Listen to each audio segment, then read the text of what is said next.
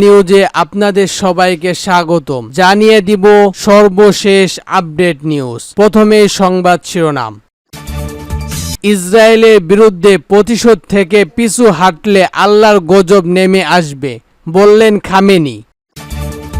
আরও জানিয়ে দিব ইউক্রেনের গুরুত্বপূর্ণ শহর অভিমুখে রাশিয়ার সেনাবাহিনী। আরও জানিয়ে দিব কেন সরে গেলেন জাপানের প্রধানমন্ত্রী।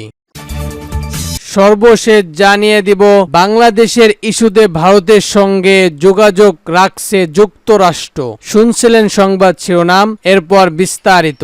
আমাদের ভিডিওটি যদি ভালো লেগে থাকে তাহলে লাইক, কমেন্ট, শেয়ার করে দিবেন আর আমাদের ভিডিওটি সর্বপ্রথম পেতে সাবস্ক্রাইব করে রাখবেন।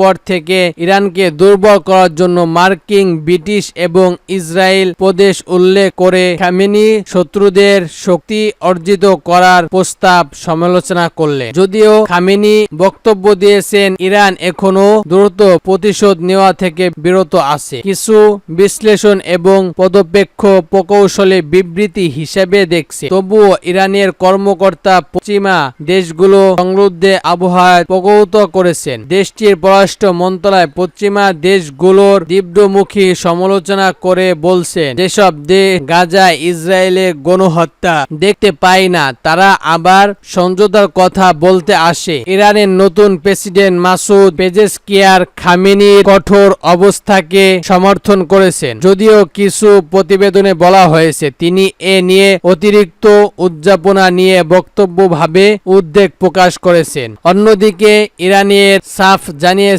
তেহরান থেকে যে কোনো সরকারি অগ্রসর কঠোর প্রক্রিয়া দেয়া হবে। ইসরায়েলি কর্মকর্তা মার্কিন ও ইউরোপীয় দেশগুলোকে সতর্ক করে বললেন, ইসরায়েলের উপর ইরানি হামলা বড় সংঘর্ষের সূত্রপাত করতে পারে।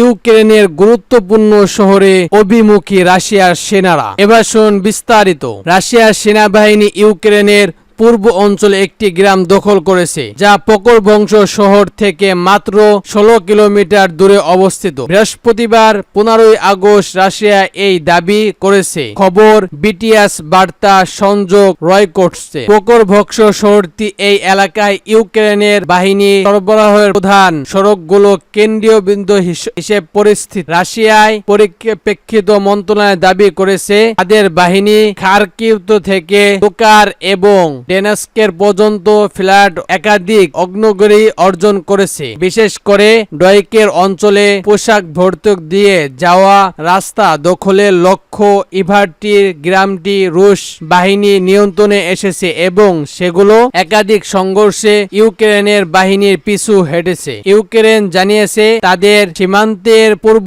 অঞ্চলে রুশ বাহিনীর সামরিক চাপ করার কোনো লক্ষণ নেই এবং পোশাক ভর্তের কাছে সমাপ্তি মধ্যে সবচেয়ে তীব্র লড়াই চলছে। রয়টার্স স্বাধীনভাবে যুক্তরাষ্ট্র উত্তর পক্ষের দাবির সত্যতা যাচাই করতে পারেননি। ইতিমধ্যে দলের নতুন সভাপতি নির্বাচনের নিজেদের প্রার্থী হওয়ার ইচ্ছুক তুলে ধরছেন। তাদের মধ্যে কাকে দলে সংসদ সমন্বয় ও সাধারণ সম্পাদক নিজেদের পছন্দ প্রার্থী হিসাবে বেছে নেবেন তা অবশ্যই এই মুহূর্তে বলা খুবই কঠিন।